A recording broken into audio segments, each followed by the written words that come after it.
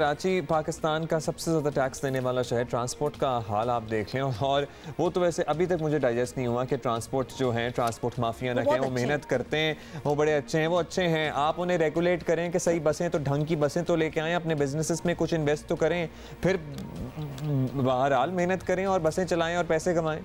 अच्छा चलें, अब हम अगले मसले पे जाते हैं। माशाल्लाह मसले ही मसले हैं, तो हम एक और मसले पे चले जाते हैं। आपको बताएं कि चीनी आटे के बाद घी की कीमत तेज़ी से बढ़ रही है, और सवाल ये है कि क्या आवाम को अब घी तेल के बगैर खाना बनाना पड़ेगा, विच लुक्स लाइक हो सकता है। अगर ऐसी कोई तरकीब या रेसिपी हुकूमत को मालूम है तो प्लीज़ बता दीजिए, ताकि आवाम का भी भला हो जाए। चीनी की कीमतों में जो है वो चीनी ने एक्चुअली सेंचुरी की तरफ सफर शुरू कर दिया है। हुकूमत इसे शुगर माफिया के खाते डाल रही है, और इसी तरह 35 रुपए किलोग्राम वाला आटा जब 70 से 80 रुपए फी किलो तक पहुंचा तो उसे भी माफिया की कारस्तानी करार दिया गया। अब घी और तेल की कीमतों में फिर इजाफा हो गया है। हालिया 2 हफ्तों में ही घी की कीमत 40 से 50 रुपए फी लीटर बढ़ने की खबरें भी सामने आई हैं। दिसंबर 2020 में घी की औसत कीमत 215 रुपए फी किलो थी, जो अब 265 रुपए तक जा पहुंची है। 215 से विद इन अ मंथ की हम बात कर रहे हैं, 265 265 तक जा पहुंची है। मुख्तलिफ ब्रांड्स के हिसाब से ये फ़र्क ज़्यादा या कम तो है, लेकिन औसतन 40 रुपए फ़ी लीटर कम अज़ कम इजाफा हुआ है। और गरीब आवाम के लिए यूटिलिटी स्टोर्स का आसरा बचा था, लेकिन वहाँ से भी घी गायब हो गया है। खूबसूरत बात तो ये है ना कि जहाँ मिलना चाहिए वहाँ से भी उठा लिया। तो अब हुकूमत हर चीज़ माफिया के सर डालकर खुद बरी नहीं हो सकती। ये किसने माफियाज बनाए, ये माफियाज कहाँ से आए, ये वर्ड कितने आम हो गया पाकिस्तान में। तो आखिर हुकूमती रिट भी कोई चीज़ है, and definitely that writ needs to be used now. हमें ज्वाइन किया जी। को फिर माफियाज कहते हैं तो फिर ऑफेंड भी हो जाते हैं लोग। रहनुमा पाकिस्तान तहरीक इंसाफ सदाकत अली अब्बासी हमारे साथ मौजूद हैं। अब्बासी साहब, चीनी और आटे की कीमतों को जिस तरह बेलगाम छोड़ा गया, अब हम देख रहे हैं कि हुकूमत बस देख रही है। घी की कीमत 40 रुपए फी लीटर तक बढ़ी है, और इससे ज़्यादा भी कुछ ब्रांड्स में बढ़ी है एक महीने में। कुछ पता लग सका आप लोगों को? जी, कोरोना के बाद पूरी दुनिया में फूड इन्फ्लेशन आया है। ज़ाहिर है पूरी फूड जो आपका पूरी दुनिया की इंडस्ट्री थी फूड की, वो सारा डिस्टर्ब हुआ, और पाकिस्तान में भी कुछ चीज़ों की कीमतें बढ़ी हैं और कुछ की कम हुई हैं। अगर आप अपना मैं आज देख रहा था आपका ब्यूरो ऑफ स्टैटिस्टिक्स की रिपोर्ट इस हफ्ते की, तो कुछ आइटम्स ऐसी हैं, जैसे आपने बात की चीनी की कीमत भी बढ़ी है, घी की कीमत भी बढ़ी है, लेकिन बहुत सारी आइटम की कीमत कम भी हुई है, जिस तरह चिकन है, टमाटर हैं, प्याज हैं, अंडे हैं, आलू है, और आटा भी इस हफ्ते में प्राइस उसकी कम हुई है as compare to last week. तो ये मैं आप जो रिपोर्ट कोट कर रहा हूँ वो ब्यूरो ऑफ स्टैटिस्टिक्स की कर रहा हूँ। तो इस तरह कुछ चीज़ें महंगी होती हैं, कुछ सस्ती होती हैं, और ओवरऑल जो है वो उसका इम्पैक्ट देखा जाता है कि एक जो सारिफ है उसके बजट पे क्या असर पड़ता है।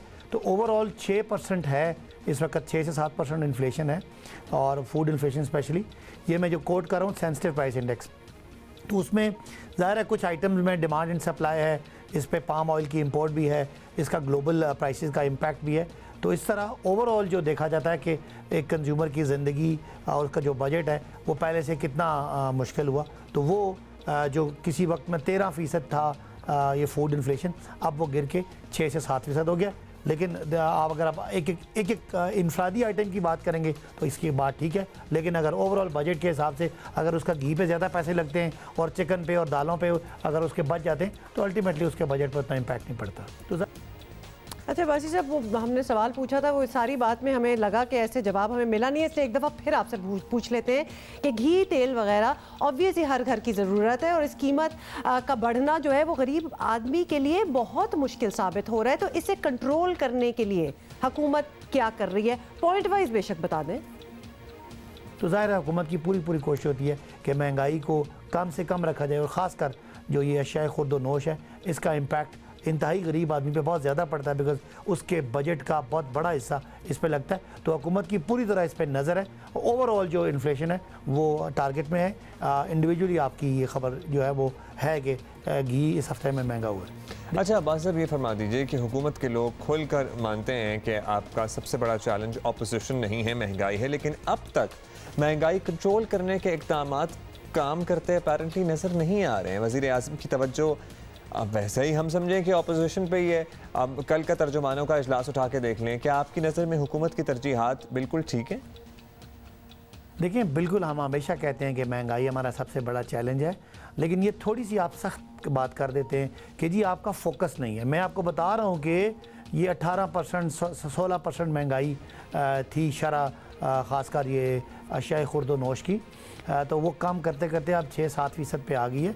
पूरी तरह फोकस भी है और पूरी तरह जो क्लास इसमें जिस पे असर ज़्यादा पड़ रहा है उनको बचाने की कोशिश भी की जा रही है। ख़ासकर अगर आप देखें कि कोरोना में पूरी दुनिया में लोग क्रश हो गया, लेकिन हमने अपने गरीब के लिए 1200 अरब का पैकेज दिया और 144 अरब तो डायरेक्ट हमने गरीबों को कैश ग्रांट्स दी, इसीलिए ताकि उनकी जो टूटी हुई कमर है उस पर कोई वज़न ना पड़े और महंगाई का बोझ जो है जिसका आपने रेफरेंस दिया कमर टूटने का, उसका कम से कम हो। लेकिन आपको ये पता है कि हुकूमत ये चीज़ें नहीं बेचती, हुकूमत इसको मैनेज करती है और पूरी जो ग्लोबल इन्फ्लेशन आता है उससे उनकी कॉस्ट ऑफ प्रोडक्शन बढ़ती है, फिर उन कारखानों को चलाने के लिए उनका एक ख़ास हद तक मुनाफा भी होता है और नुकसान में इदारे बंद हो जाएँ तो और मैशत के लिए मुश्किलात होती हैं। तो ये एक है फिनोमेना जो हकीकत भी है, लेकिन इसकी कोशिश की जाती है कि इसका इम्पैक्ट कम से कम हो।